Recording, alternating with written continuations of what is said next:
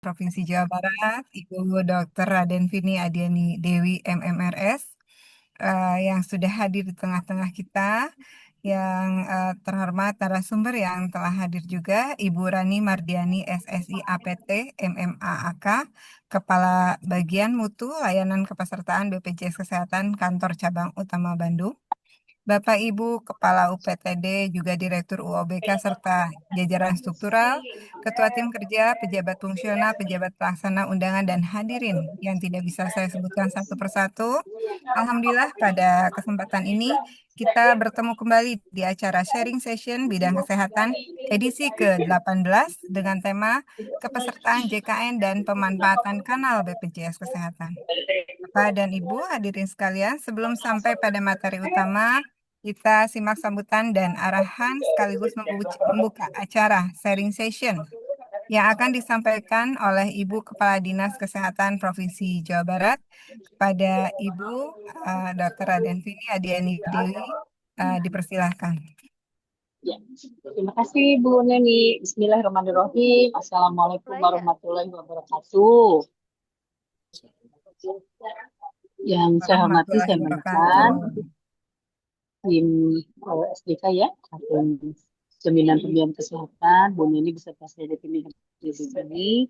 Narasumber, terima kasih Ibu Rani Mardiani SPSI Apoteker MM, Kepala Bagian Mutu Layanan Kepesertaan BPJS Kesehatan Kasih Bandung. Terima kasih Bu Rani kehadirannya, dan tentu semua para wargi di Provinsi Jawa Barat ya, dari ABK, ya, dari kantor dinas, dari UPTD, dan semuanya. Pertama-tama mari kita panjatkan puji syukur dari Allah Subhanahu Wa Taala. Alhamdulillah di siang hari ini kita tadi ya sudah tidak terasa ya sudah edisi ke-16 ya. 16 ya Bu Neni, 18 tadi. Edisi 18 ya. ke-18 Bu, 18. Ya, ke-18 ini ya, tidak terasa. Dan kemarin Bapak sekalian pada saat pelantikan P3K gelombang kedua, Pak Sekda sempat kecewa. Ya, kecewa karena apa? Karena para peserta yang dilantik, P3K yang dilantik itu nggak tahu dari Dinas Kesehatan ya, nanti Kang Robi ini dan teman-teman ya yang diangkat di gelombang kedua ini nggak tahu definisi stunting Bu Neni, berapa prevalensi stunting nggak tahu Bapak sekalian. Aduh, meni izinnya sampai kata Pak Sekda, Bu Vini, jangan gimana orang kesehatan aja katanya ditanya nggak tahu stunting apa, katanya kamu masyarakat sebenarnya gitu, rek dites deh ikut saya gitu Bu sekalian ya. Jadi bos sekalian, marilah kita ada kita sekali lagi manfaatkan di acara sharing session yang punten ya, tidak semua mungkin OPD punya komitmen untuk melaksanakan sharing session ini ya. Jadi terima kasih nih kepada teman-teman yang sudah mengisi di 17 materi sebelumnya ya, dan tidak ada salahnya nanti Bu Emma dan teman-teman kembali menyampaikan apa itu stunting. Pokoknya stunting mah kedah molotok ya, CKG kedah molotok, MBG kedah molotok, nantinya TBC ya, termasuk JKN ya. Jadi kenapa? Karena JKN ini merupakan salah satu jembatan untuk menyelesaikan permasalahan yang terkait dengan pembiayaan. Jadi di mood dulu ya, ada bocor nih ya, pada hujan besar jadi bocor gitu. Masya Allah ya, alhamdulillah hujannya besar. Jadi teman-teman sekalian, mari kita pergunakan ya situ aplikasi atau komitmen kita ya, komitmen kita dalam mencari ilmu. Nih, ini sedikit aja ya Ibu ingatkan surat Al-Mujadilah ayat 11. Barang siapa selalu menimba ilmu, maka Allah akan angkat derajatnya. Tuh ya, Masya Allah ya Ibu sekalian. Jadi Ibu sekalian, saya pribadi pada beberapa kesempatan ya kalau sama sekali tidak bisa mengikuti, memang ya paling cuma mendengarkan gitu ya, memantau gitu ya. Baru kalau ini sekarang rapatnya sedang istirahat dulu, baru saya bisa ikut di dalamnya. Sekali lagi terima kasih kepada seluruh para narasumber ya, juga teman-teman panitia yang luar biasa, sekali lagi komitmen, konsisten ya melakukan acara sharing session ini. Tadi ya kita berawal dari instruksi Al-Quran Al-Mujadilah ayat 11 ya. Jadi semoga apa yang kita lakukan ini sekali lagi mengangkat derajat kita ya. Mungkin tidak saat ini, mungkin nanti anak kita ya akan jadi pimpinan bangsa Indonesia ya, akan menjadi pejuang-pejuang kesehatan kembali ya. Dan tentu hal itu juga sekalian tentu akan banyak membawa kebermanfaatan untuk semuanya ya. Atau nuhun, itu saja yang bisa saya sampaikan. Sekali lagi, beberapa materi akan kembali diulang ya, terutama yang sifatnya menjadi program prioritas atau strategi utama. Dan ini pada tim sekretariat ya, tim sharing session, Ibu minta kembali tentang materi stunting ya, lalu yang kedua tentang CKG, lalu tentang eh, TBC, MBG ya, ini mohon diulang kembali karena itu merupakan eh, wewenang kita gitu, merupakan amanah yang harus cepat kita selesaikan. Ya bagaimana kita bisa menyelesaikannya kalau kita sendiri ya orang utamanya tidak mampu. Artinya apa Ibu sekalian, dalam setiap kegiatan apapun Ibu sekalian tolong ingatkan ya tentang CKG, tentang TBC, tentang MBG, juga tentang stunting. Itu saja Ibu tutup dengan pantun Mentari Pagi Cerah Berseri. Angin berembus terasa nyaman. Dengan JKN kita terlindungi, sehat terjaga hati pun aman. Assalamualaikum warahmatullahi wabarakatuh. Mangga Bu Neni dilanjut. Waalaikumsalam warahmatullahi wabarakatuh.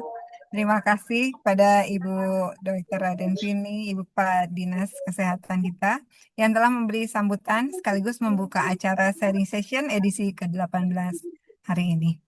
Mohon izin Ibu sebelum Ibu meninggalkan tempat, mohon untuk semua teman-teman yang hadir, silahkan untuk membuka Oh iya, kameranya. sekalian Bu Nen, umumnya ayo gitu Ibu, kita menimba ilmu. siap Ibu. Ya, Tapi izin saya tutup ya, kamera ya. siap, baik.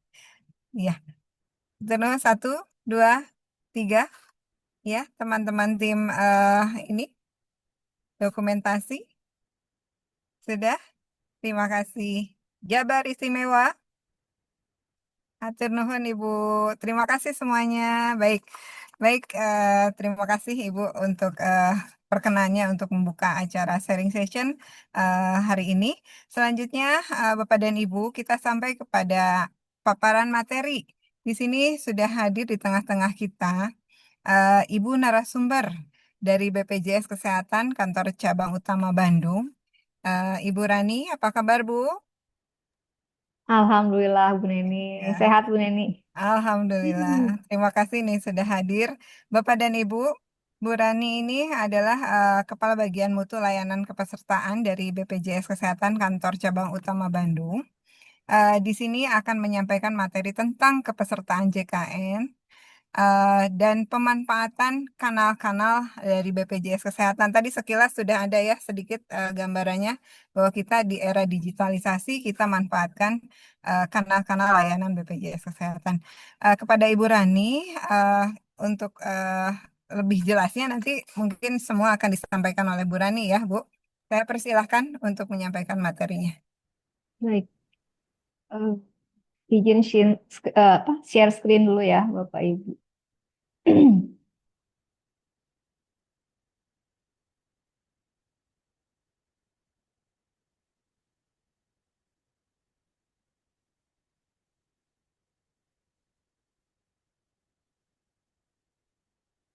Apakah sudah muncul Bapak Ibu slide-nya? Sudah, Bu. Sudah ya? Ya, Ada yang ini nggak? Ada yang tutup nggak? Hmm, Nggak ada ya? belum di ini ya, Bu ya? Belum. Nah, Oh, di saya Nah, ya. oke. Siap, Baik. sudah, Bu. Bismillahirrahmanirrahim. Assalamualaikum warahmatullahi wabarakatuh. Selamat siang Bapak Ibu, salam sejahtera untuk kita semua. Pertama-tama tentunya yang terhormat Ibu Kepala Dinas Kesehatan Provinsi Jawa Barat, Dr. Ervini Adiani Dewi MMRS, dan tentunya di sini Ibu moderator yang cantik ya, Ibu Neni Rohaini SKM MKM, serta Bapak Ibu dari lingkungan Dinas Kesehatan Provinsi Jawa Barat beserta jajaran. Alhamdulillah pada kesempatan hari yang berbahagia ini saya dari BPJS Kesehatan Kantor Cabang Bandung bisa bertatap muka langsung ya atau via Zoom gitu ya untuk memberikan materi terkait dengan program Jaminan Kesehatan Nasional. Nggak apa-apa ya dibuka dengan pantun dulu nih biar nggak ngantuk. Pergi ke pasar membeli selasih. Cakep. Jangan lupa mampir beli rambutan. Senang Cakep. rasanya bisa hadir di sini berbagi tentang JKN dan kanal layanan kesehatan.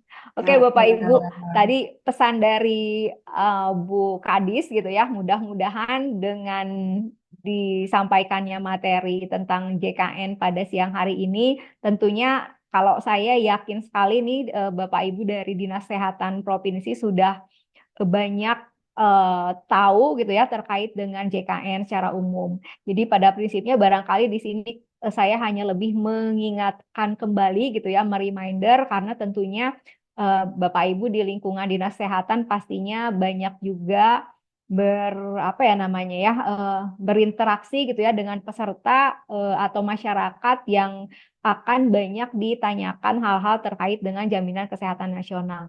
Memang pada saat ini program JKN ini secara pelaksanaan diberikan kewenangannya ke BPJS Kesehatan untuk menjalankan dan tentunya BPJS Kesehatan tidak bisa berjalan sendiri ya Bapak Ibu ya, perlu dukungan pemerintah, kota, kabupaten, provinsi gitu ya, termasuk juga satker-satker terkait khususnya Dinas Kesehatan gitu ya.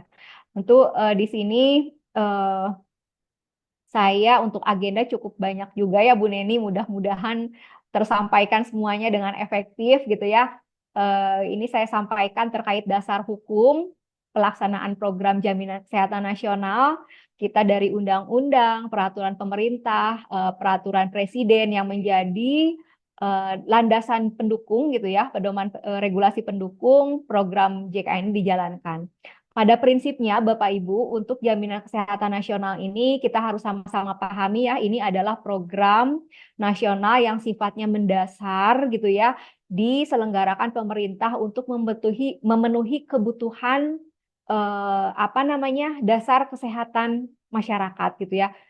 Makanya sifatnya wajib gitu ya, wajib untuk seluruh warga negara Indonesia mengikuti program ini. Bahkan warga negara asing pun gitu ya, kalau sudah tinggal di Indonesia lebih dari 6 bulan, statusnya bekerja, itu wajib ikut program JKN gitu ya.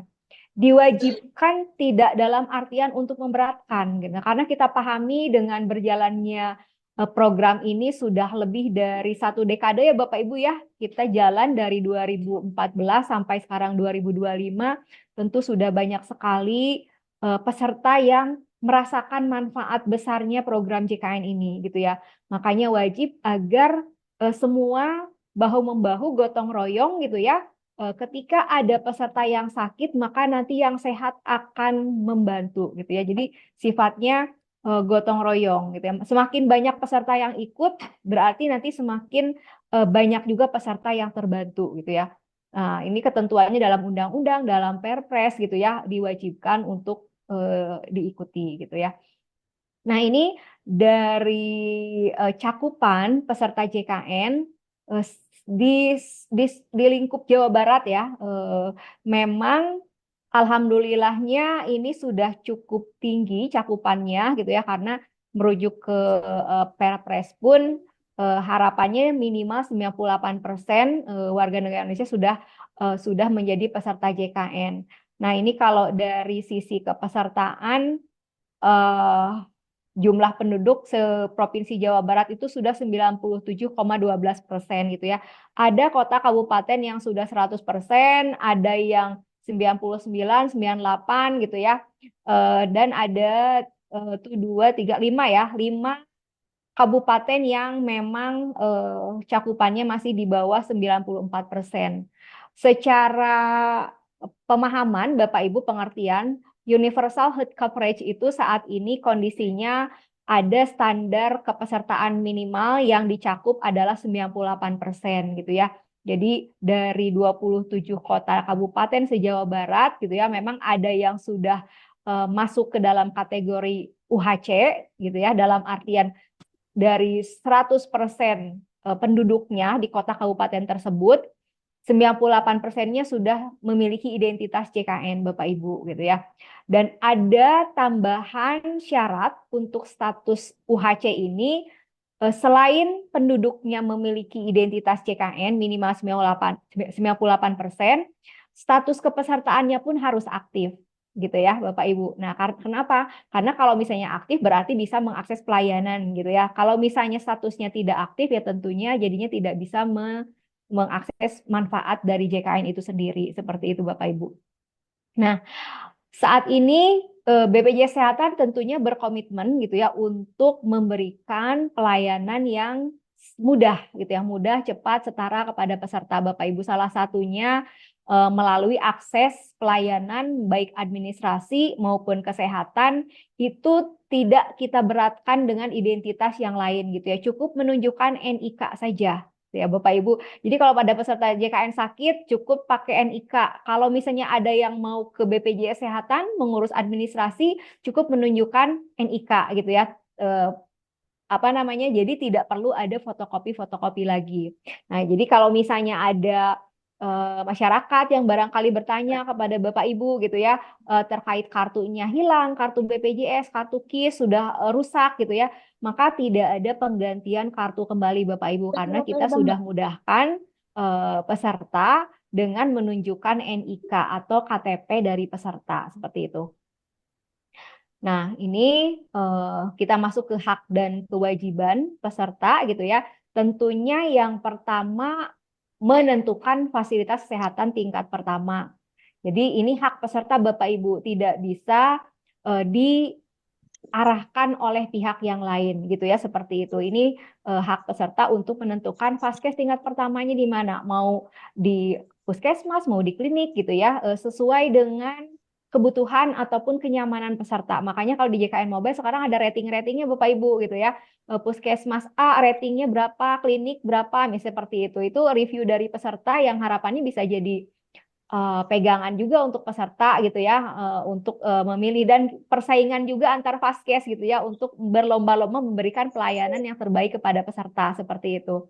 Nah, untuk pemilihan vaskes ini ketentuannya boleh pindah vaskes tingkat pertama asalkan sudah terdaftar di vaskes sebelumnya 3 bulan gitu ya. Jadi nggak bisa tiap bulan pindah Bapak Ibu ya. Tadinya di puskesmas mau pindah ke klinik atau sebaliknya memungkinkan, boleh gitu ya. Tapi minimal terdaftar di FKTP sebelumnya 3 bulan. Dan ketika peserta pindah vaskes di bulan berjalan, itu akan efektif di tanggal 1 bulan berikutnya, gitu seperti itu ya. Ini yang masih sering jadi pertanyaan peserta soalnya gitu ya.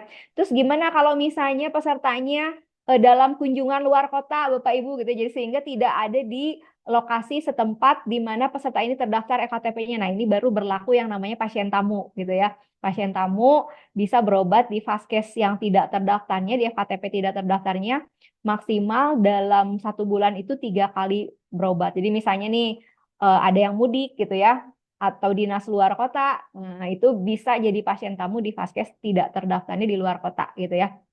Nah, kemudian memperoleh informasi tentang hak dan kewajiban prosedur pelayanan, tentunya hal ini sudah sangat mudah diakses ya Bapak Ibu, kita medsos banyak, di JKN Mobile juga ada keterangan terkait hal ini gitu ya. Banyak akses peserta untuk mendapatkan informasi jika memang mau nyari gitu ya Bapak Ibu ya, karena kadang-kadang peserta ini nggak paham tapi nggak nyari juga gitu ya. Kemudian mendapatkan perlindungan data pribadi yang diserahkan kepada BPJS Kesehatan dalam rangka pendaftaran tentunya ya, dan memanfaatkan NIK tadi ya sebagai identitas tunggal peserta, mendapatkan manfaat pelayanan kesehatan di fasilitas kesehatan yang bekerja sama dengan BPJS Kesehatan, dan menyampaikan pengaduan, saran, dan aspirasi baik secara lisan maupun tertulis.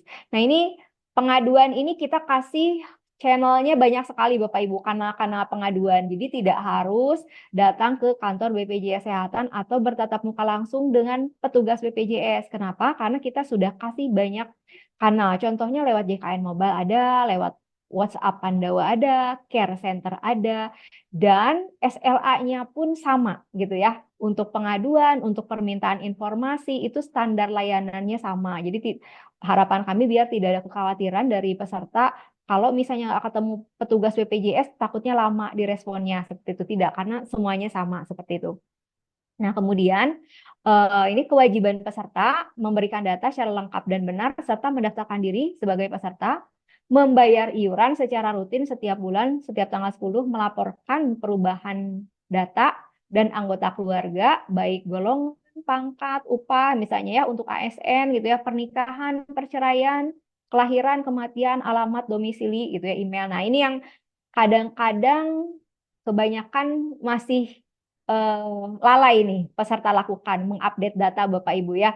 Sudah daftar misalnya lama, kemudian ada perubahan anggota keluarga tidak dilaporkan gitu ya. Atau ada perubahan yang terkesan mungkin tidak penting padahal sebetulnya penting gitu ya. Perubahan email, nomor handphone gitu ya. Jadinya ketika membutuhkan layanan akhirnya jadi terkendala. Contoh kasus sekarang banyak peserta mendownload aplikasi JKN Mobile untuk kebutuhan layanan antrian online. Misalnya seperti itu ya Bapak Ibu ya. Nah ini kan harus registrasi dulu nih. Nah ternyata nomor handphonenya sudah ganti Bapak Ibu. Nggak lapor ke BPJS Kesehatan. Jadinya nggak bisa akses. Nah baru nanti harus perbaikan. Nah, harapan kami tentunya setiap perubahan data dilakukan segera, dilaporkan, tidak menunggu kendala terjadi dulu. Seperti itu ya Bapak Ibu ya. Mungkin nanti ini bisa disosialisasikan juga dibantu kepada masyarakat gitu ya. Kemudian menjaga identitas peserta ini tentunya nggak ada ya sekarang karena sudah tidak ada kartu yang kita terbitkan, mentaati prosedur, tapi ini jangan sampai dimanfaatkan oleh pihak yang tidak berhak gitu ya. Jadi nggak boleh ada yang namanya pinjam-pinjaman identitas CKN Bapak Ibu gitu ya. Mentaati prosedur dan ketentuan untuk memperoleh manfaat dan melaporkan kepada BPJS apabila ditemukan ketidakpatuhan pemberi kerja dalam pendaftaran peserta. Oke, nah ini kita masuk ke segmen peserta. Nah, walaupun ini yang hadir barangkali lebih banyak ASN ya Bu Neni ya, tapi nggak apa-apa ya. Mungkin saya akan coba jelaskan secara keseluruhan segmen peserta JKN gitu ya. Secara umum terbagi dua, PBIJK dan non PBIJK. PBIJK itu penerima bantuan iuran jaminan kesehatan gitu ya. Jadi ini segmen peserta yang didaftarkan dan iurannya dibayarkan oleh pemerintah pusat melalui Kementerian Sosial menggunakan anggaran APBN. Ini ya Bapak Ibu ya, yang dikenal dengan segmen PBIJK. Jadi didaftarkan secara kolektif, iurannya pun dibayarkan melalui Kemensos Bapak Ibu.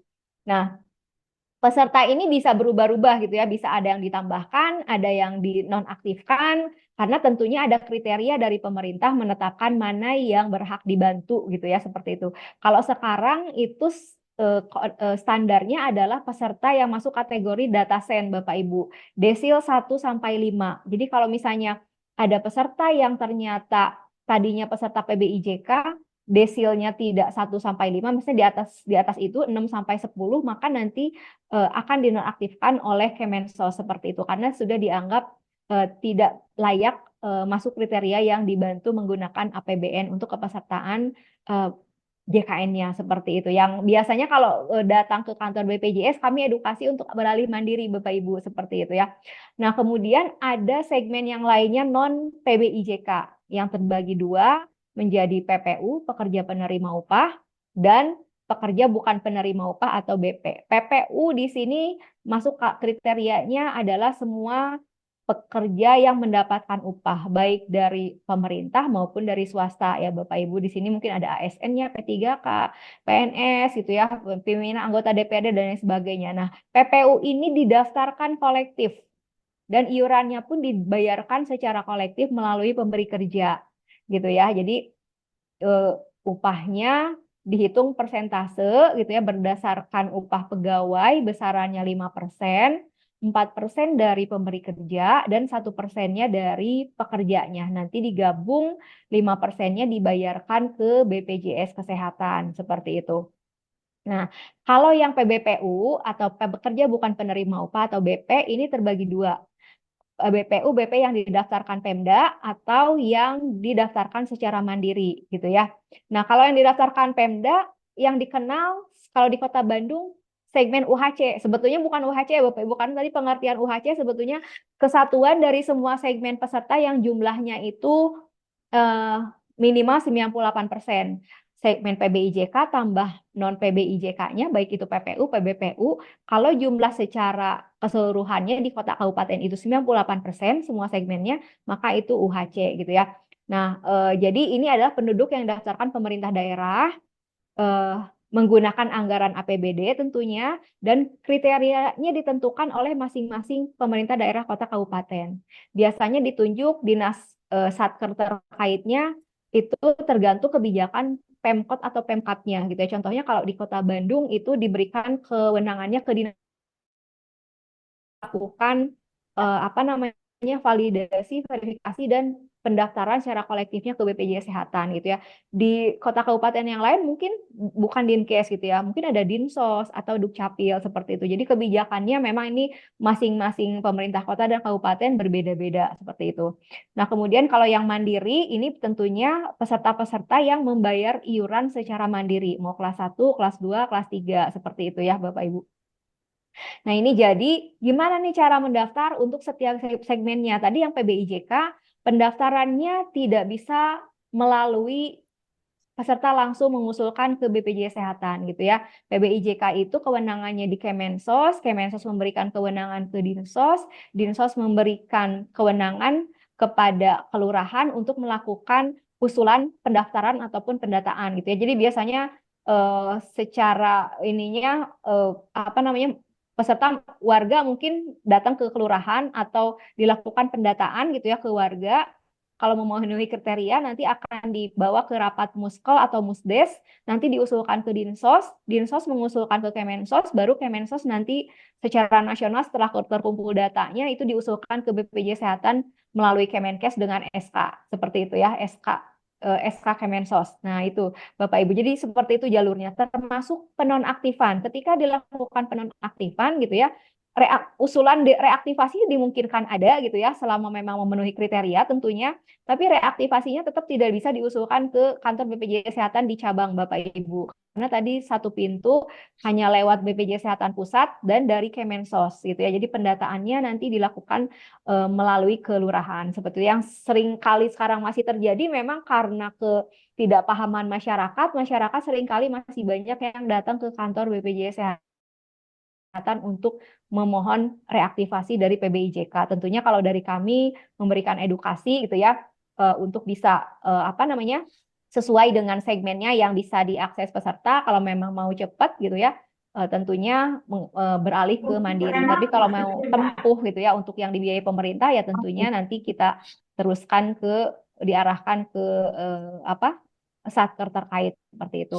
Nah, kalau yang PBPU Pemda tadi ya sama gitu ya. Ini juga tentu ada kriterianya masing-masing pemerintah kota dan kabupaten dan pendaftarannya disesuaikan dengan kebijakan masing-masing Pemkot dan Pemkap alurnya gitu ya. Contohnya kalau karena saya mungkin bertugas di Kota Bandung, Bapak Ibu, yang saya pahami kalau di kantor di Kota Bandung itu Dinas Kesehatan memberikan kewenangan ke rumah sakit dan puskesmas untuk mengusulkan pendaftaran peserta yang dibiayai oleh APBD ini gitu ya, sesuai kriteria tentunya. Baru nanti dari puskesmas, rumah sakit diusulkan ke Dinkes, Dinkes melakukan verifali kembali, baru secara kolektif masuk ke BPJS Kesehatan kantor cabang Bandung gitu ya. Jadi ini bisa berbeda-beda setiap kota kabupaten, tidak sama ketentuan ataupun alur dari pendaftaran PBPU Pemda ini gitu ya.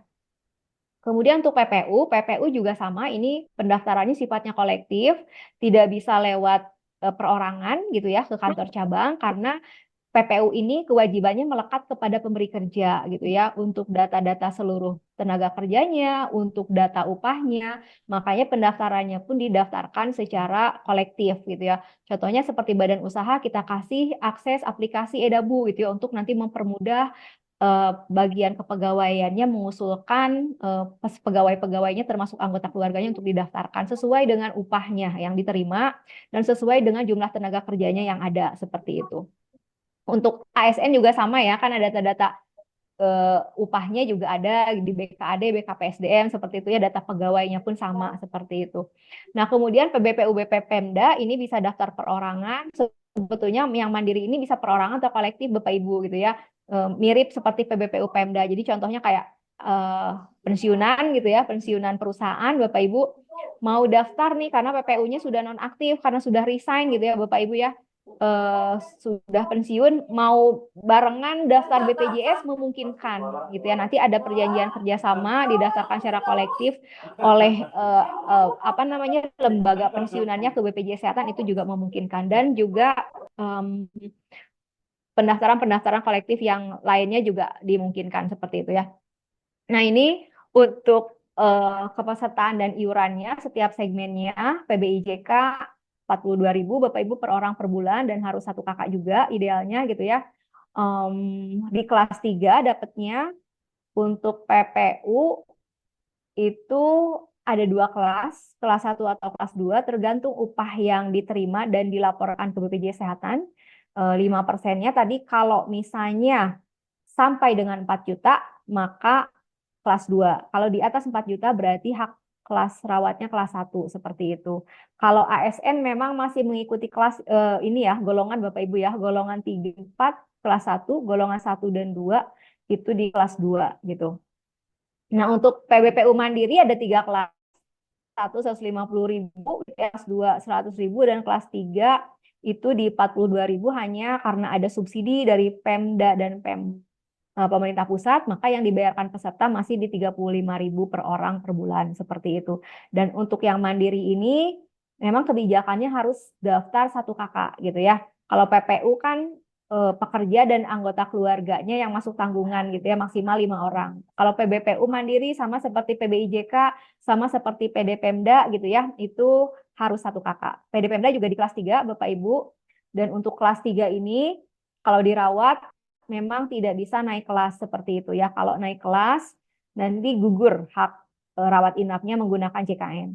Kalau kelas 1 dan kelas 2, baik yang PPU ataupun peserta mandiri, ini bisa naik kelas gitu ya. Nanti tentunya yang ditanggung JKN BPJS Kesehatan adalah sesuai hak kelasnya. Selisihnya nanti akan dibayar peserta atau pihak penjamin yang lain gitu ya, misalnya asuransi swasta dan lain sebagainya, seperti itu. Nah, ini ketentuan terkait bayi baru lahir. Sebetulnya ini ketentuan sudah berjalan cukup lama ya Bapak Ibu ya.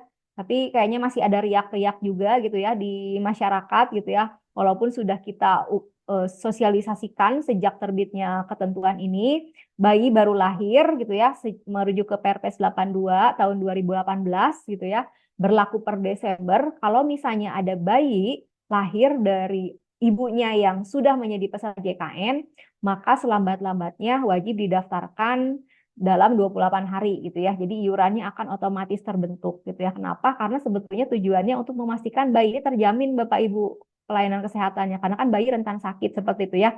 Kalau sebelum ada ketentuan bayi didaftarkan setelah lahir, itu kan kalau dulu didaftarkannya ketika masih dalam kandungan ya Bapak Ibu ya. Kemudian kebijakannya berubah gitu ya, Perpresnya berubah juga. Nah, ini jadinya bayinya didaftarkan sejak lahir seperti itu. Hanya memang akan wajib didaftarkan kalau orang tuanya sudah menjadi peserta JKN, otomatis harus didaftarkan. Kalau misalnya lupa didaftarkan gimana gitu ya. Nah, ini tetap iurannya akan terbentuk sejak lahir, maksimal 24 bulan Bapak Ibu. Makanya kita sejak ada ketentuan ini bersama-sama menggandeng fasilitas kesehatan baik tingkat pertama maupun lanjutan gitu ya, untuk membantu juga memfasilitasi pendaftaran bayi baru lahir ini gitu ya, melalui fasilitas kesehatan nanti diajukan ke BPJS Kesehatan gitu. Kita ada yang namanya aplikasi SIPP, melalui itu kita kasih akses nih Vaskes untuk bantu daftarin bayi dari orang tuanya yang sudah menjadi peserta JKN seperti itu. Nah, ini contoh kasusnya ya. Bapak Ibu ketika ada bayi lahir 20 Desember, kemudian baru didaftarkan 14 Mei gitu ya, berarti 2024. Ini ada rentang waktu 17 bulan nih peserta belum didaftarkan. Maka nanti iuran yang harus dibayarkan ya 18 bulan termasuk bulan berjalan gitu ya. Dan memang kena denda pelayanan Bapak Ibu ya. Yang besarnya 5% kali biaya rawat inapnya gitu ya.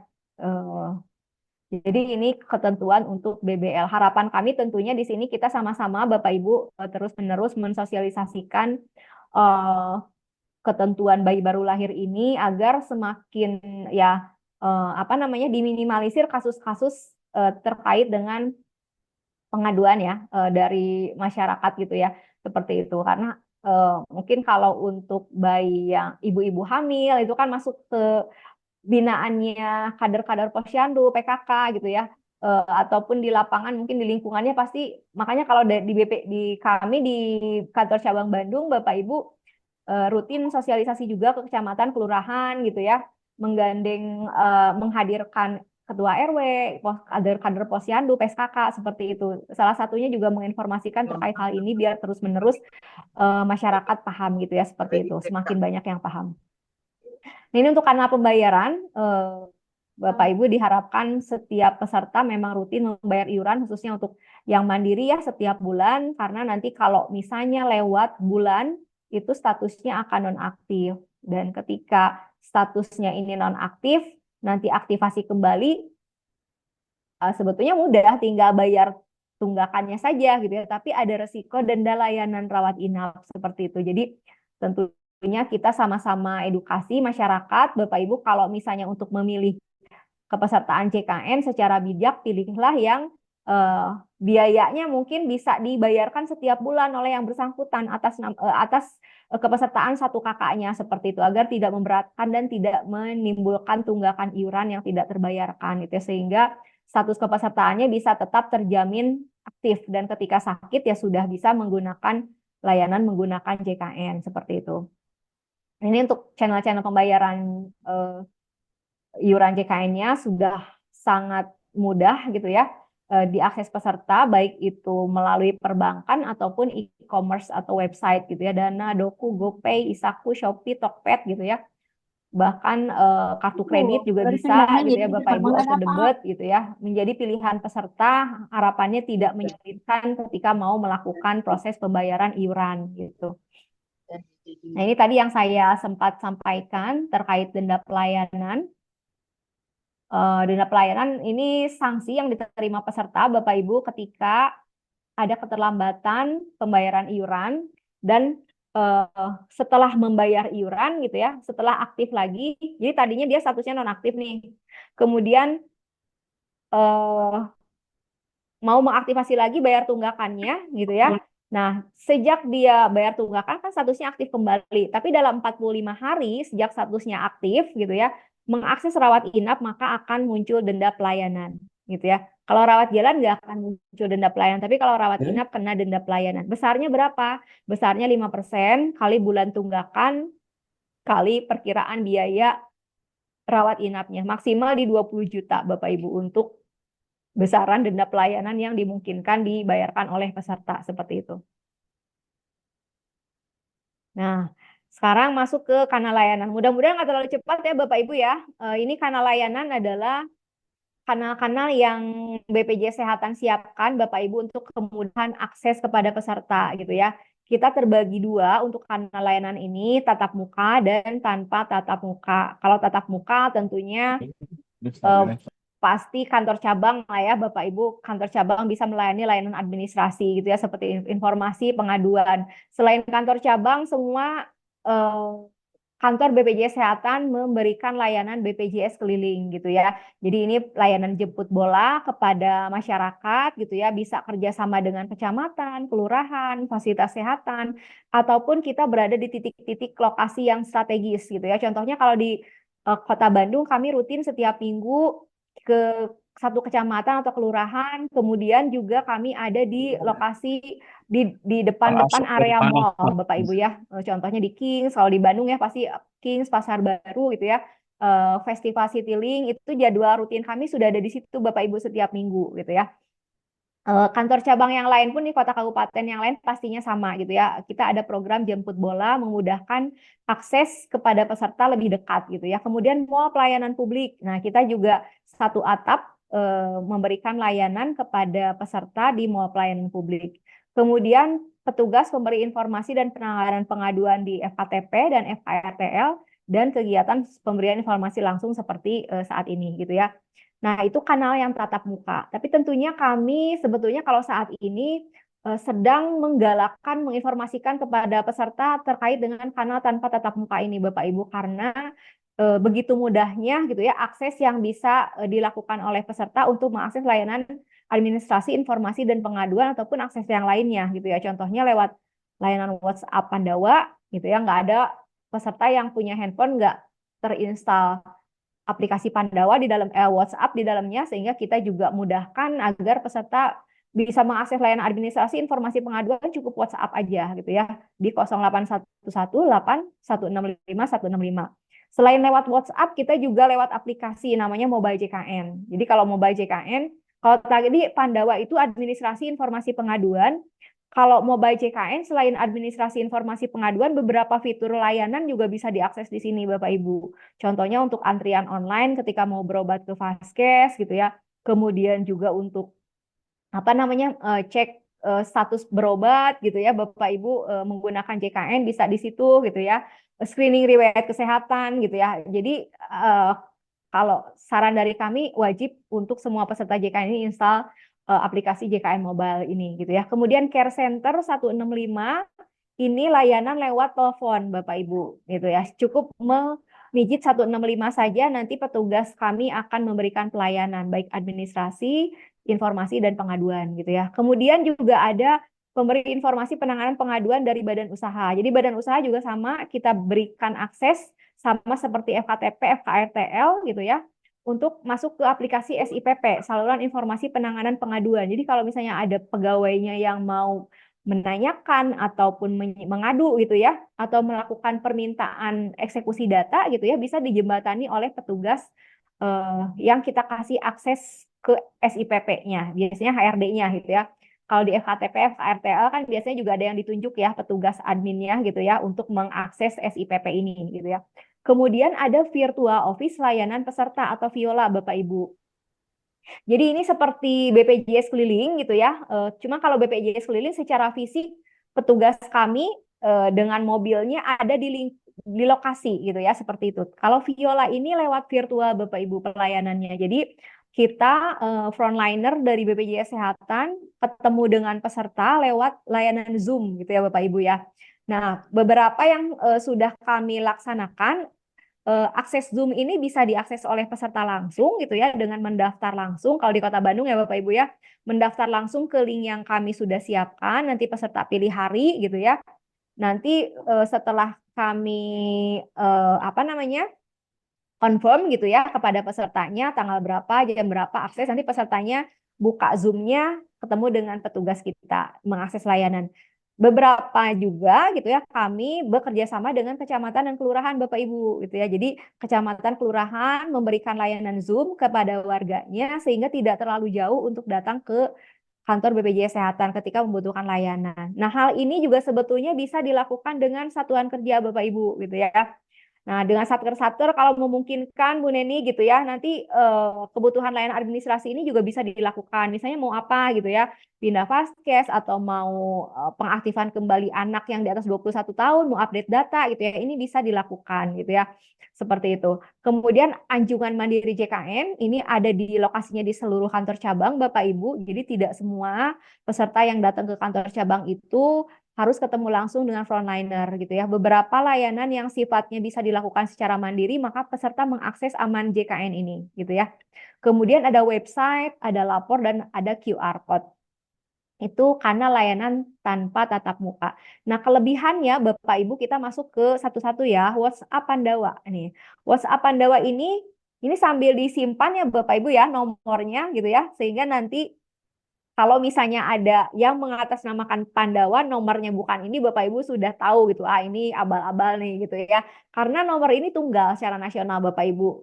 Di kota manapun seluruh Indonesia nomor Pandawa itu hanya satu gitu ya. 0811 8165 165. Kelebihannya sekarang sudah 24 jam dan setiap hari gitu ya. Jadi kalau dulu Pandawa ini hari kerja sampai jam 5 aja Bapak Ibu, sekarang sudah 24 jam sama kayak call center gitu ya. 24 jam setiap hari sehingga harapannya bisa memenuhi kebutuhan layanan dari peserta gitu ya. Kalau kantor cabang ataupun jenis tatap muka yang lainnya kan pasti terbatas waktu gitu ya Bapak Ibu ataupun hari. Tapi kalau Pandawa kita tidak batasin, sudah bisa 24 jam dan setiap hari termasuk hari libur seperti itu. Nah, ini kemudian ini fitur yang bisa diakses peserta lewat Pandawa. Jadi nanti kalau misalnya mau coba gitu ya Bapak Ibu ketik halo, nanti setelah ketik halo akan muncul 3 pilihan menu administrasi, informasi atau pengaduan gitu ya. Nah, kalau administrasi buat apa aja? Misalnya untuk pendaftaran peserta baru gitu ya. Mau menambah anggota keluarga gitu ya Bapak Ibu, update data berarti ya. Pengaktifan kembali status peserta yang non aktif berarti ya menjadi aktif. Biasanya pindah segmen dari nonaktif PPU karena resign misalnya atau karena pensiun atau nonaktif PBIJK atau PD Pemda karena sudah tidak di cover lagi gitu ya. Bapak Ibu mau pindah ke mandiri. Nah, atau pengaktifan kembali karena anak sudah nonaktif di atas 21 tahun tidak kuliah gitu ya Bapak Ibu. Nah, itu bisa diaktifkan kembali melalui Pandawa. Perubahan atau perbaikan data, perbaikan nomor handphone gitu ya tadi ya. Mau registrasi JKN Mobile nomor handphonenya tidak dikenal gitu ya, atau sudah digunakan, maka perubahan perbaikannya bisa lewat Pandawa ini. Atau perbaikan apa NIK, jenis kelamin dan lain sebagainya. Ubah fasilitas kesehatan tingkat pertama juga bisa Bapak Ibu, kemudian pengurangan anggota keluarga. Kalau ada yang meninggal, misalnya Bapak Ibu ya pecah kakak gitu ya, tadinya mungkin masih dengan orang tuanya, setelah menikah punya kakak masing-masing. Nah ini bisa lewat Pandawa di update-nya ya. Kemudian perubahan kelas rawat gitu ya untuk peserta mandiri. Kemudian pengaktifan kembali nomor pembayaran iuran yang telah lewat masa bayar. Nah, ini maksudnya kalau peserta mandiri Bapak Ibu mau bayar iuran pertama kan kena nunggu 14 hari dulu nih gitu ya. Nanti kalau misalnya sudah lebih dari 30 hari itu virtual account tidak dibayarkan gitu ya. Virtual account-nya akan statusnya akan nonaktif. Jadi nanti harus kalau mau diaktifasi lagi bisa lewat Pandawa ya, biar VA-nya bisa dibayarkan seperti itu iurannya. Kemudian untuk menu informasi itu cek status peserta gitu ya. Jadi mau tahu aktif atau enggak gitu ya. Nah, ini termasuk kebutuhan layanan informasi yang tertinggi nih Bapak Ibu, cek status sama cek tagihan iuran yang diakses oleh peserta. Dan masih termasuk yang banyak juga datang ke kantor cabang. Padahal ini sangat mudah diakses lewat layanan WhatsApp ini gitu ya. Mengecek virtual account, mungkin lupa mau bayar gitu ya, screening kesehatan, info JKN, panduan layanan, mencari lokasi kantor. Nah, kalau yang fitur pengaduan, inti untuk permintaan informasi, misalnya ada yang kurang dipahami terkait dengan ketentuan BPJS, apapun itu bisa ditanyakan, ataupun menyampaikan pengaduan. Jadi misalnya ada hal-hal yang tidak sesuai ketentuan, Bapak Ibu itu bisa disampaikan melalui WhatsApp gitu ya, di menu pengaduan. Ini secara lengkapnya layanan administrasinya Bapak Ibu tadi ya yang saya jelaskan pendaftaran baru gitu ya bisa buat PNS, TNI, Polri, WNA gitu ya pekerja bukan PBPU ataupun mandiri itu perubahan data tadi ya identitas, NIK, nomor KK, nama, tanggal lahir, jenis kelamin, nomor handphone termasuk juga Bapak Ibu mungkin mau update golongan atau gaji bisa dilakukan secara mandiri melalui Pandawa. Jadi tidak harus melalui bagian kepegawaiannya lagi ya Bapak Ibu ya. Sekarang Bapak Ibu bisa melakukan pendaftaran kalau ada pengangkatan PNS baru gitu ya, bisa lewat Pandawa. Kecuali yang P3K memang kalau pengangkatan baru tidak bisa lewat Pandawa Bapak Ibu. Karena memang datanya kan harus direkon dulu ya, data iuran barunya seperti itu. Kalau misalnya nanti sudah terdaftar, mau nambahin anggota keluarga, ini yang P3K bisa lewat Pandawa gitu ya. Tapi untuk daftar awalnya memang harus langsung ke kantor cabang melalui PIC yang sudah ditunjuk seperti itu. Kemudian perubahan kelas rawat tadi ya bagi peserta yang belum membayar iuran pertama, pengurangan anggota keluarga ada yang meninggal misalnya, pembaharuan kakak tadi ya misalnya pecah kakak ataupun ada WNI yang keluar negeri lebih dari 6 bulan tinggal di sana, itu kepesertaan JKN-nya bisa dinonaktifkan terlebih dahulu. Penambahan anggota keluarga untuk ASN bisa gitu ya, untuk pegawai swasta bisa. Kemudian juga untuk PBI APBN khusus untuk bayi baru lahir maksimal usia 11 bulan Bapak Ibu. Jadi kalau misalnya ada PBI APBN sampai dengan 11 bulan bisa otomatis didaftarkan.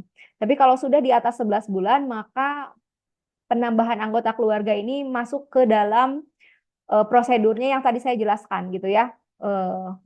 Harus ada usulan dari kelurahan, kemudian diajukan ke Dinsos, ke Kemensos, baru nanti bisa ditambahkan. Jadi tidak bisa kalau penambahan anggota keluarga di atas 11 bulan untuk PBI ini secara mandiri gitu ya. Kemudian pekerja bukan penerima upah tadi ya, penambahan anggota keluarga. Pengaktifan kembali status peserta yang nonaktif berarti ya Bapak Ibu. Nah, nonaktif jadi segmen mandiri bisa lewat Pandawa atau anak di atas 21 tadi ya saya sampaikan. Registrasi ulang misalnya Bapak Ibu ASN atau registrasi ulang bayi berusia di atas 3 bulan yang melengkapi NIK. Kenapa? Maksudnya gimana? Karena kalau bayi Bapak Ibu dilahirkan dan didaftarkan ke BPJS Kesehatannya itu atas nama orang tuanya gitu ya, ibunya, biasanya kan bayi nyonya itu hanya bisa diaktifasi untuk 3 bulan pertama saja gitu ya. Makanya biasanya kita akan edukasi sebelum 3 bulan segera lengkapi NIK-nya. Karena nanti kalau belum dilengkapi NIK, di kami statusnya akan nonaktif terlebih dahulu menunggu laporan NIK dari bayi tersebut, gitu ya. Idealnya ketika didaftarkan di awal memang langsung ke NIK Bapak Ibu. Contohnya kalau di Kota Bandung, Dukcapilnya sudah komitmen gitu ya untuk bisa kemudahan penerbitan NIK ini sehingga bayinya biasanya sudah langsung didaftarkan NIK, tidak ada resiko nonaktif dalam 3 bulan ke depannya seperti itu. Oke, pindah Vaskes juga bisa ya lewat Pandawa Bapak Ibu. Lengkap sekali rasanya ini sudah mewakili layanan-layanan yang bisa diakses ke kantor cabang. Ini alurnya mungkin saya lewat saja Bapak Ibu tadi sudah jelas juga ya. Bisa dicoba-coba Bapak Ibu yang perlu diperhatikan barangkali terkait dengan akses Pandawa ini karena nanti akan ada dokumen yang harus di-upload gitu ya. Pastikan dokumen ini formatnya maksimal di ukuran 3 MB gitu ya dengan format JPG dan PDF karena kalau tidak sesuai biasanya akan tertolak gitu ya. Dan pastikan juga dokumennya bisa terbaca dengan jelas gitu ya, tidak terpotong atau tidak kebalik-balik seperti itu dan datanya sesuai karena nanti akan ada selfie juga Bapak Ibu, foto selfie peserta pegang KTP-nya seperti itu. Kalau beda ternyata fotonya biasanya akan ada kegagalan dalam prosesnya seperti itu. Nah, ini salah satu contohnya ketika datanya mungkin agak kurang apa namanya harus dikonfirmasi Bapak Ibu. Nah, itu biasanya dari tim Pandawanya akan menawarkan video call ataupun callback kepada peserta untuk mengkonfirmasi kesesuaian datanya seperti itu. Karena memang kami juga harus melakukan proses kehati-hatian ya. Makanya sekarang Bapak Ibu untuk pengurusan administrasi BPJS Kesehatan mau datang ke kantor cabang, MPP, BPJS keliling, Viola gitu ya, ataupun lewat aplikasi-aplikasi layanan tanpa tatap muka itu harus yang bersangkutan langsung yang mengurus gitu ya, karena kita ada face recognition gitu ya untuk proses-prosesnya seperti itu. Oke, ini transaksi gagal ya tadi ya, dokumennya biasanya tidak sesuai, tidak lengkap gitu ya, tidak jelas gitu ya. Jadi pastikan datanya memang sudah sesuai ketentuan.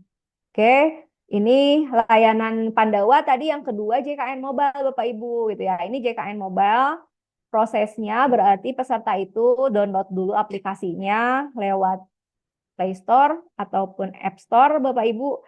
Kemudian setelah registrasi sama seperti aplikasi-aplikasi yang lain berarti harus melakukan registrasi gitu ya. Registrasi dulu, masukkan kakak, data email, nomor handphone gitu ya Bapak Ibu. Nanti baru bisa memanfaatkan fitur-fiturnya. Fiturnya lengkap Bapak Ibu. Di info peserta ini peserta bisa cek status peserta dan tanggungannya, anggota keluarganya seperti itu. Aktif atau enggak pesertanya. Jadi kalau misalnya kalau layanan tadi Pandawa itu kalau mau cek status kan harus masukin kakak, tanggal lahir gitu ya Bapak Ibu. Kalau di info peserta JKN Mobile ini cukup klik info peserta aja. Jadi harapan kami sih semua peserta JKN download dulu aplikasi JKN Mobile sehingga kebutuhannya nanti ketika butuh layanan informasi cukup buka aplikasinya gitu ya.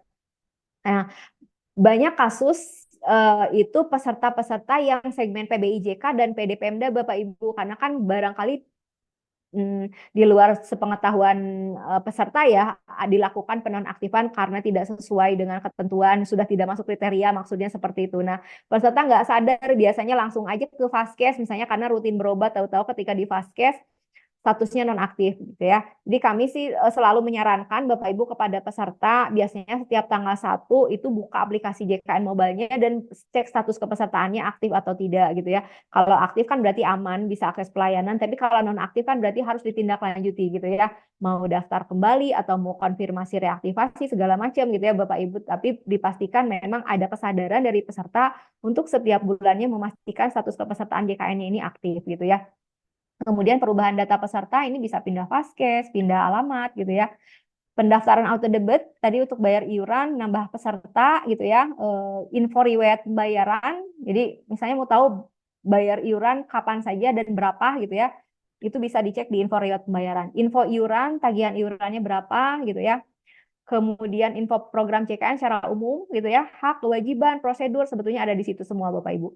Pendaftaran pelayanan antrian kalau mau berobat ke FKTP ataupun FKRTL ini salah satu inovasi kami untuk memotong lamanya waktu tunggu di Vaskes Bapak Ibu gitu ya. Kalau dulu kan antri dari pagi katanya ya bisa seharian di Vaskes untuk berobat pakai JKN. Sekarang dengan adanya antrian online harapan kami kondisi tersebut bisa semakin berkurang gitu ya. Dan saya yakin sih berkurang Bapak Ibu karena saya merasakan sendiri gitu ya setiap rutin berobat apa namanya nganterin orang tua gitu ya. Dan dari yang dulu pernah mungkin hampir setengah harian di Vaskes sekarang sejam setengah sudah dari itu datang sampai pulang gitu ya. Alhamdulillah. Jadi sudah banyak sekali perbaikan layanan di Vaskes gitu ya untuk peserta JKN khususnya untuk layanan waktu tunggu peserta gitu ya. Kemudian screening riwayat kesehatan yang harapannya bisa dilaksanakan setiap tahun satu kali untuk memastikan peserta ini aware terhadap kesehatannya, minimal risiko-risiko penyakit degeneratif gitu ya, bisa tahu dari hasil screening ini gitu ya. Kemudian info jadwal tindakan operasi, info lokasi vaskes, konsultasi dokter, ini masih proses pengembangan ya, telekonsulting gitu ya. Info ketersediaan tempat tidur, info lokasi, rehab gitu ya. Ini rehab itu program cicilan Bapak Ibu untuk peserta mandiri ataupun peserta yang sudah beralih segmen ke segmen yang lain selain mandiri, tapi ketika jadi segmen mandirinya masih ada tunggakan gitu ya. Nah ini boleh ambil program cicilan untuk memudahkan menyelesaikan tunggakan iuran yang menjadi kewajiban peserta gitu ya. Kemudian info riwayat kesehatan, ini riwayat berobat di mana aja gitu ya, bugar dan telekonsultasi. Oke, mudah-mudahan udah install semua ya Bapak Ibu ya, JKN Mobile-nya ya udah ready semua gitu ya, sudah memanfaatkan. Nah, ini Care Center 165 sama 24 jam juga untuk layanan administrasi, informasi, pengaduan, termasuk cek status dan cek tagihan. Ini BPJS Online atau Viola yang tadi saya jelaskan, Bapak Ibu, ini tadinya memang karena keterbatasan akses jarak yang cukup jauh, mungkinnya di luar Jawa itu dari kantor cabang ke daerah itu bisa beda pulau gitu ya. Tapi sekarang sudah dilakukan secara nasional Bapak Ibu, termasuk di kota-kota besar pun di Kota Bandung contohnya Bapak Ibu ini Viola ini tetap berjalan gitu ya. Kita kerjasama dengan kecamatan, kelurahan, vaskes gitu ya untuk memberikan kemudahan akses kepada peserta cukup di titik layanan yang kami kerjasamakan gitu ya atau mau akses secara mandiri langsung ke Zoom kami gitu ya peserta bisa bertatap muka dengan frontliner kami. Nah ini contohnya yang Kota Bandung Bapak Ibu kalau mau daftar itu cukup scan barcode ini aja gitu ya scan barcode nanti peserta akan kami hubungi untuk konfirmasi gitu ya untuk jadwal akses Zoom-nya dan nanti dilakukan pelayanan gitu ya. Nah ini ada videonya juga.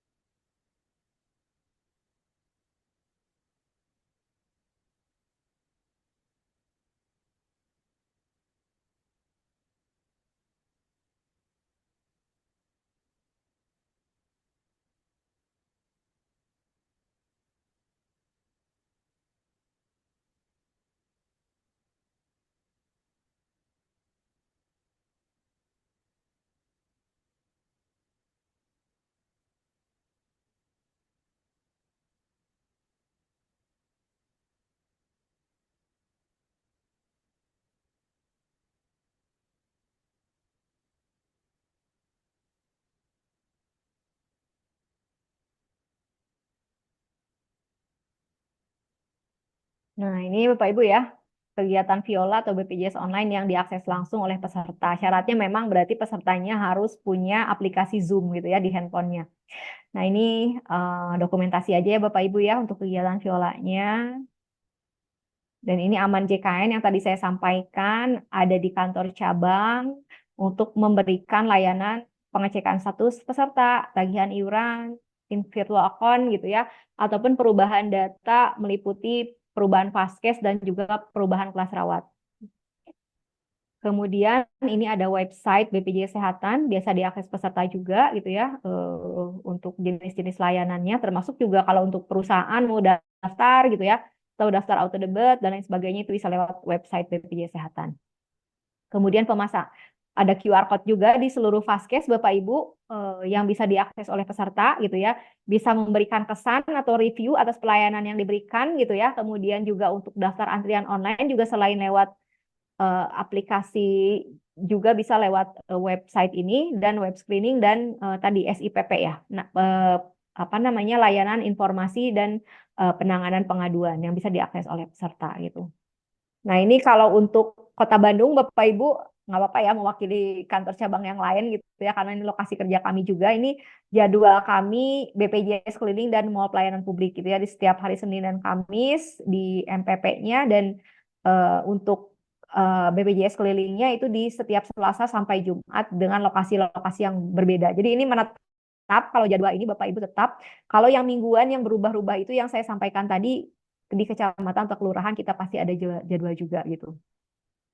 Ini petugas BPJS 1, ini petugas yang sinergi dengan rumah sakit, BPJS Kesehatan, memberikan layanan informasi penanganan pengaduan gitu ya, ataupun aktivitas-aktivitas yang lainnya. Gitu ya. Pada prinsipnya kalau misalnya ada peserta JKN mengakses layanan di rumah sakit, misalnya ada hal-hal yang ingin ditanyakan, mencari informasi atau menyampaikan sesuatu yang mungkin kurang berkenan atau pengaduan, itu bisa melalui petugas BPJS 1 gitu ya. Nah, ini flyernya pasti ada di setiap rumah sakit, loket pendaftaran, UGD, rawat jalan, rawat inap, Bapak Ibu, meliputi petugas mewakili rumah sakitnya dan mewakili BPJS Kesehatan gitu ya. Memang kalau yang perwakilan BPJS Kesehatan kita ini mobile Bapak Ibu, karena satu petugas bisa menghandle beberapa rumah sakit gitu ya. Jadi bisa dihubungi lewat layanan telepon seperti itu. Oke, ini new rehab yang tadi saya sampaikan gitu ya, untuk peserta JKN yang ada tunggakan iuran dan belum ada kemampuan untuk membayar lunas langsung dalam satu kali pembayaran, maka bisa melakukan program cicilan. Ataupun untuk peserta JKN yang sudah beralih segmen gitu ya, ke non mandiri tapi punya tunggakan sebelumnya, maka bisa mengambil program rehab ini. Ya. Nah, ini minimal tunggakan yang bisa diambil program cicilan kalau untuk peserta mandirinya itu di 4 bulan, Bapak Ibu.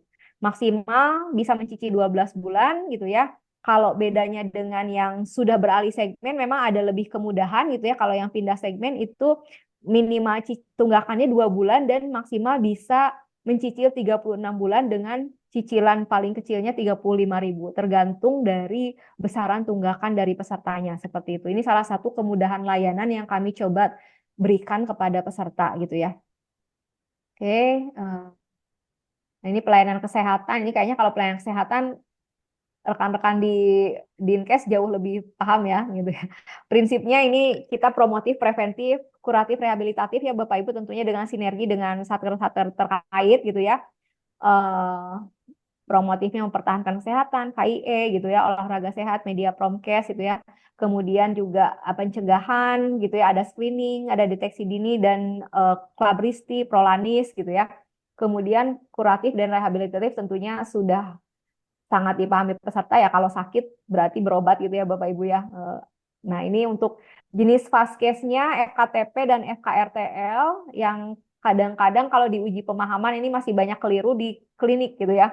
Klinik pratama dan klinik utama gitu ya. Kalau vaskes tingkat pertama itu kan klinik pratama kan Bapak Ibu ya. Selain puskesmas, tempat praktek mandiri dokter ataupun dokter gigi gitu ya. Kalau misalnya di klinik utama kan karena ada dokter spesialisnya, dia masuk ke kategori vaskes lanjutan gitu ya. Yang bisa dipilih oleh peserta itu sebagai vaskes tingkat pertamanya ya ini yang sebelah kiri ya Bapak Ibu ya, puskesmas atau dokter mandiri ataupun klinik pratama seperti itu. Nah, ini yang tidak di-cover oleh program JKN gitu ya Bapak Ibu, yang pastinya yang pertama yang tidak sesuai ketentuan.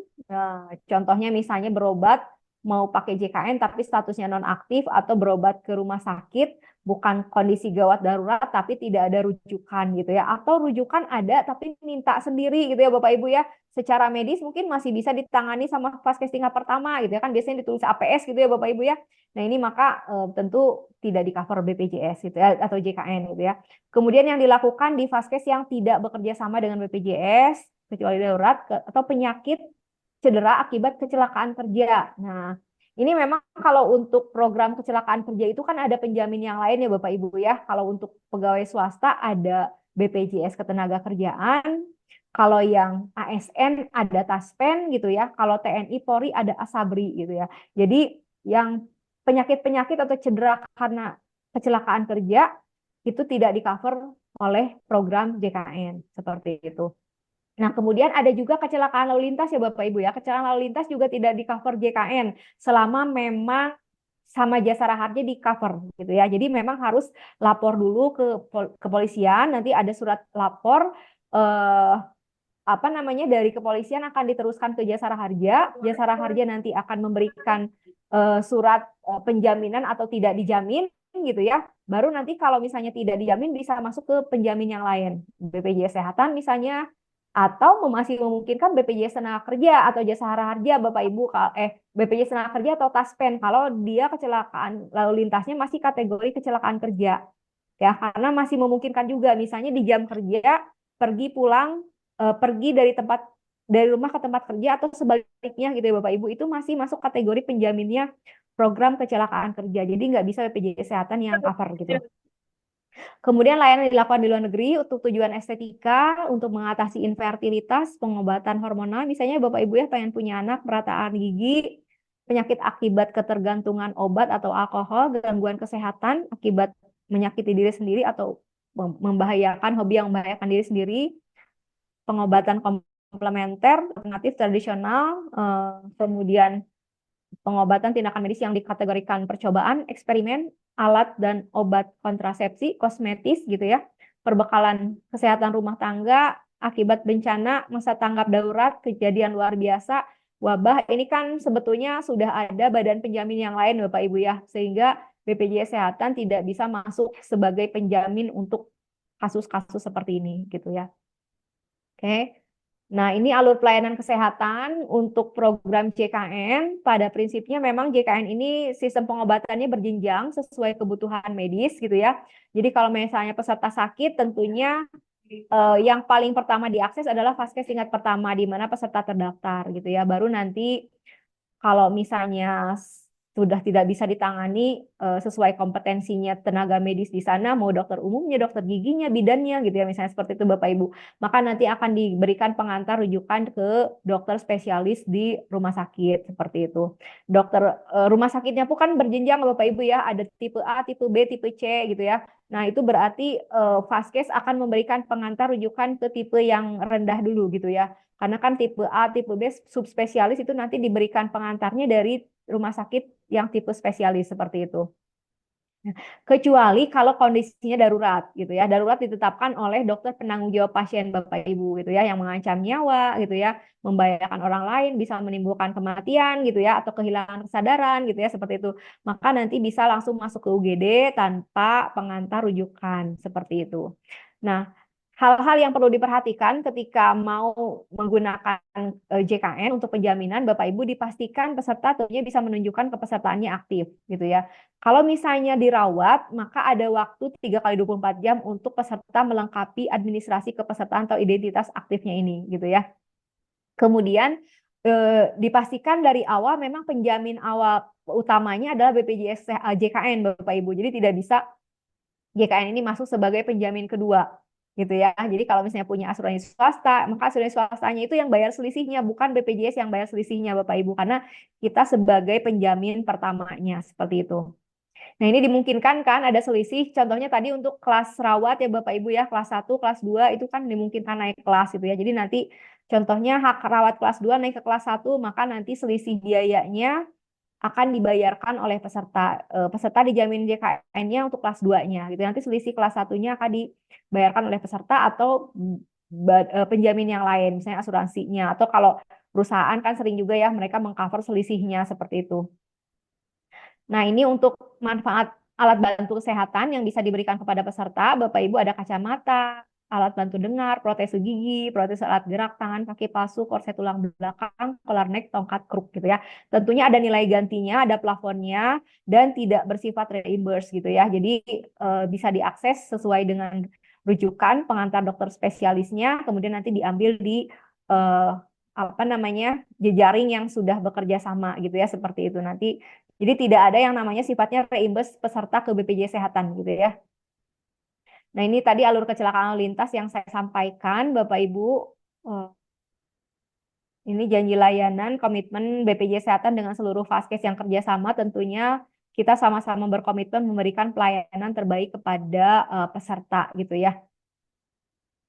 Ini Kompas JKN, Bapak Ibu tidak hanya ada di kantor cabang Bandung, sebetulnya semua kantor cabang itu memiliki grup gitu ya, yang kami kelola untuk meningkatkan pemahaman peserta. Contohnya kalau di Kota Bandung kami eh, apa namanya Kompas JKN ini anggotanya adalah unsur-unsur wilayah gitu ya, seperti Kasikesos, kecamatan, kelurahan gitu ya, ketua RW, perwakilannya, Karang Taruna, kader-kader Posyandu PKK yang harapan kami anggota-anggota dari komunitas paham sistem JKN ini nanti semakin kami edukasi secara berkelanjutan nanti bisa menyampaikan kepada masyarakat di sekitarnya sehingga nanti masyarakat semakin banyak yang paham.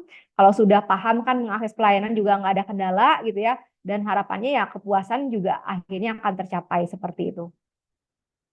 Ini info program CKN, bisa di barcode-nya bisa di-scan juga Bapak Ibu. Nanti kalau memang mau dibaca-baca bisa juga gitu ya.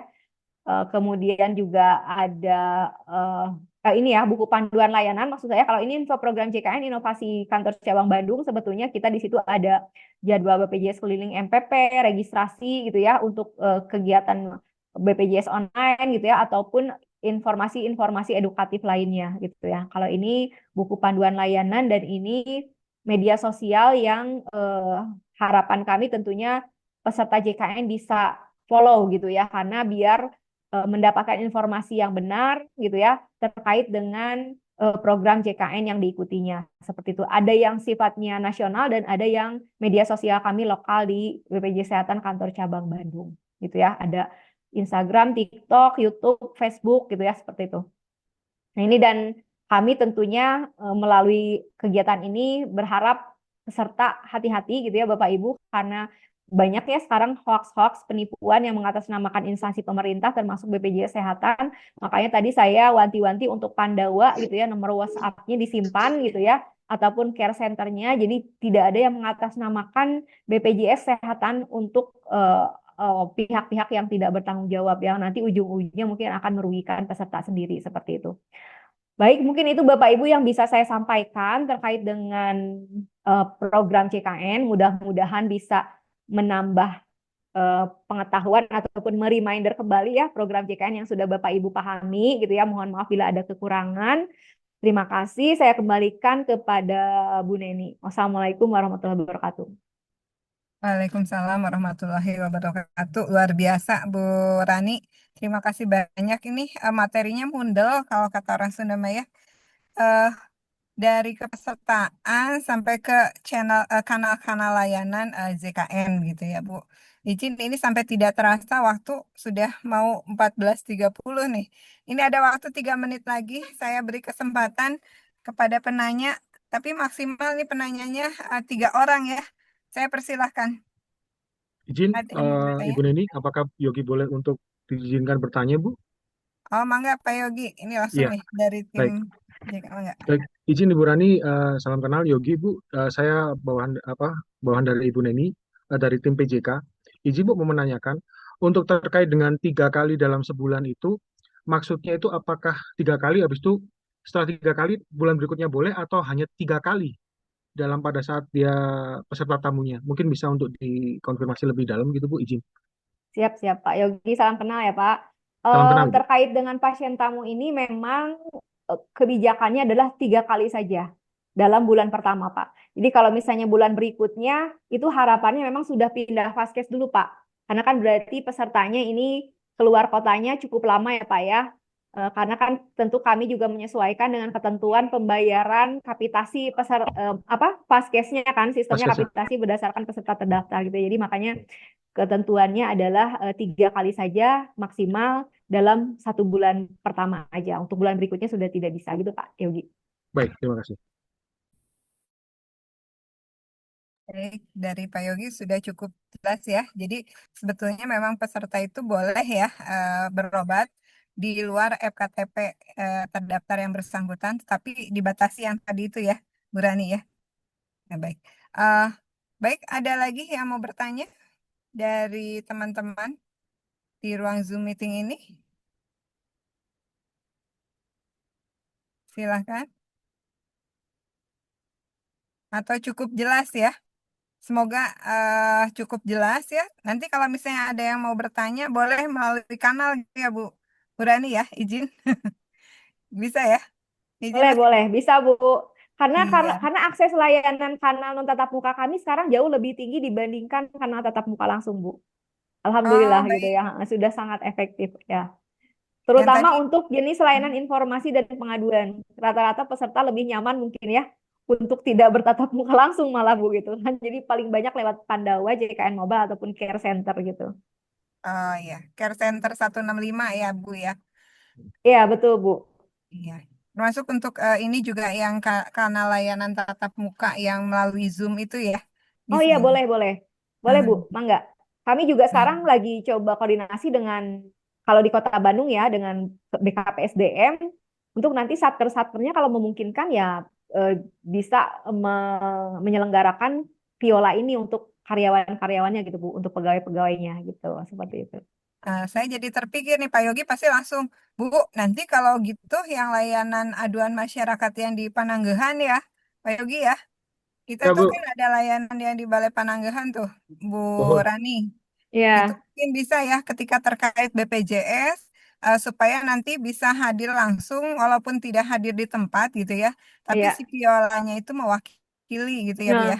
ini yang Panenggahan tuh yang kemarin berarti ya Bu Neni ya? Iya, yang di Gedung Sate itu. Nah, ini kan kami memang kalau di kantor cabang Bandung buka layanan viola setiap hari Bu, yang jam Hmm, setengah satu sampai jam setengah dua sampai setengah empat gitu ya. Tapi tentu sebetulnya ada persyaratan registrasi dulu Bu. iya. Heeh, nah itu yang Baik, barangkali nanti perlu dipertimbangkan ya Bu ya aksesnya seperti apa gitu ya. baik, Nanti baik. teknisnya Nanti mungkin memungkinkan nanti lah Bu, mungkin kita koordinasi lagi ya Bu ya untuk di siap, Pananggahan seperti apa. siap. Baik, Izin baik. Bu, boleh ada usulan? Mangga, ini dari siapa izin? Izin dari Abdul Majid Bu, RSUD Jampangkulan. Oh, siap Pak Majid, silakan. Aduh, Ya, jauh banget ya Pak Majid. ya, terima kasih ya. Assalamualaikum warahmatullahi wabarakatuh. Waalaikumsalam warahmatullahi wabarakatuh. Waalaikumsalam warahmatullahi Izin ini wabarakatuh. mumpung dengan Kepala Cabang Jawa Barat. Ibu, di rumah sakit kami, Alhamdulillah Bu, hari ini kita pasien yang masuk ke rumah sakit udah memakai JKN Mobile ini hampir di atas 90%. Jadi Oh, artinya luar biasa. pasien-pasien sudah memakai mobile JKN untuk daftar mengambil antrian kursi pangkulan. Nah, ini ada masukan Bu ke sistem JKN mobilnya. Apakah dikasih eh, apa apa menu apa di JKN mobilnya bahwa ketika pasien sudah mengambil antrian, dia sudah menyampaikan keluhannya Bu di mobil JKL-nya. Misalkan saya misalnya mau ke Poli Bedah.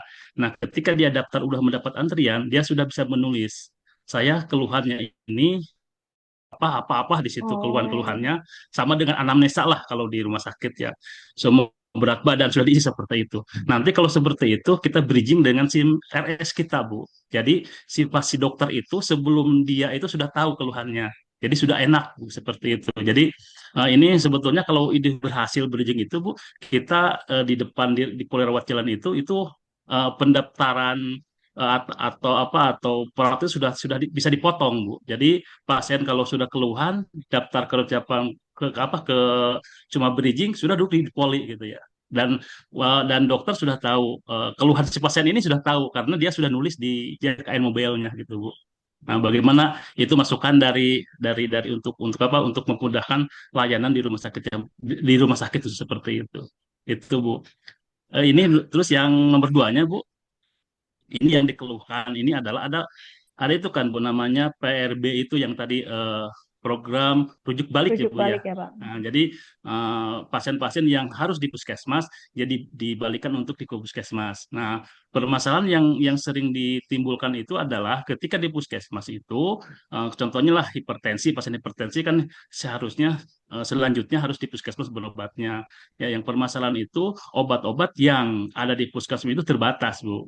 Nah, dia harus karena kan di rumah sakit levelnya adalah level dokter spesialis yang mengasihnya itu. Obat-obatnya itu luar biasa seperti ketika balik ke puskesmas di situ tidak ada dokter spesialis yang akhirnya obat-obat yang standar yang akhirnya pasien datang lagi gitu ke rumah sakit seperti itu. Itu yang banyak dikeluhkan apalagi di daerah kami di Jampang ini Bu, pelosok puskesmas jauh-jauh seperti itu yang akhirnya keterbatasan obat di puskesmas itu ada apotek PRB juga jarang di sana gitu Bu. Jadi itu kesulitan untuk program untuk rujuk balik itu Bu. Itu yang kendala di daerah seperti itu. Mungkin itu Bu dari Rumah Sakit Kembang Kulon. Terima kasih. Baik, mangga Bu Rani.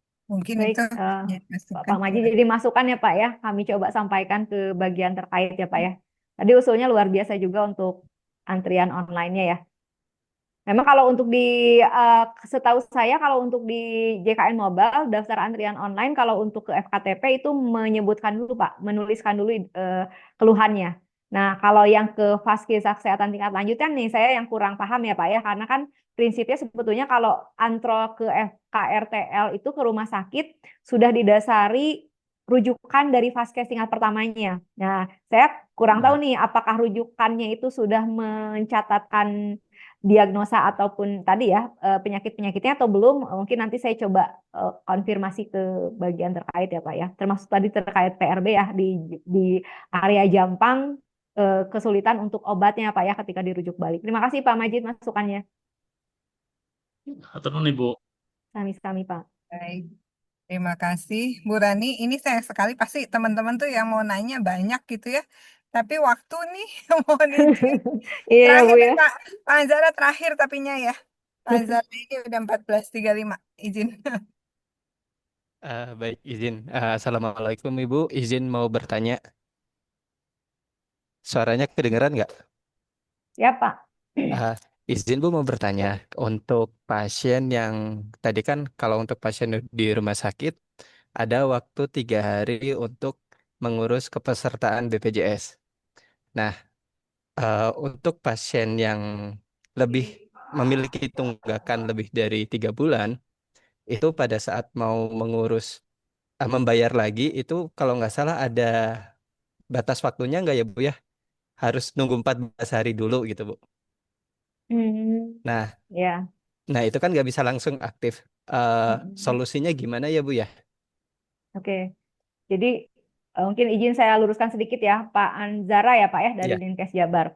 Jadi untuk mengaktifasi kembali kepesertaan JKN dari yang tadinya nonaktif dari segmen sebelumnya gitu ya. Misalnya nonaktif dari segmen sebelumnya tadi ya PPU misalnya nonaktif ya Pak ya, udah resign, udah pensiun atau PBIJK, PD Pemda udah nggak di cover dia statusnya nonaktif.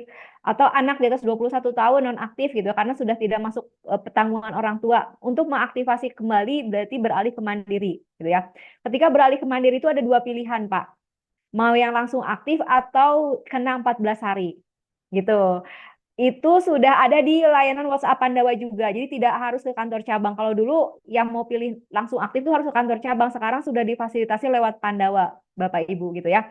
Jadi di Pandawa nanti ketika pilih menu pengaktifan kembali, nanti akan ada pilihan mau langsung aktif atau yang nunggu 14 hari. Kalau nunggu 14 hari berarti iuran terbentuk hanya 1 bulan, tapi resikonya berarti aktifnya bayar iurannya hari ke-14 sejak pendaftaran gitu ya. Tentu ini tidak bisa memfasilitasi ketika ada kebutuhan akses layanan di hari itu ya Pak ya.